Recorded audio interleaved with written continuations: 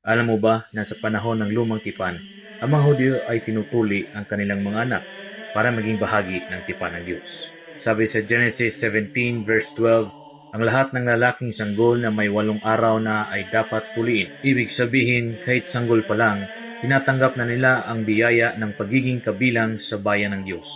Hindi dahil sa gawa ng tao, kundi dahil sa utos ng Diyos mismo. Ngayon, sa bagong tipan, pinalitan ni Kristo ang lumang tanda ng pagtutuli. Sabi nga ni St. Paul sa Colossians 2, verse 11 to 12, kayo ay tinuli, hindi sa laman, kundi sa Espiritu, nang kayo'y ilibing kasama si Kristo diyan sa binyag.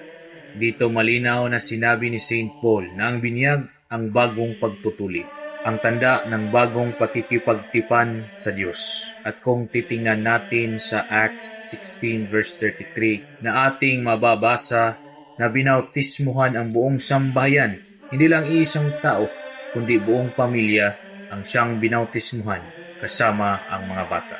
Kaya kapag binibinyagan ng simbahang Katolika ang mga sanggol, hindi natin pinipilit ang pananampalataya. Tinutupad natin ang tradisyon ng Diyos na isama ang mga bata sa kanyang tipan mula pa noong panahon ni Abraham hanggang kay Kristo. Ang binyag ay hindi katapusan ng pananampalataya. Ito ang simula ng buhay kay Kristo at sa kanyang pamilya.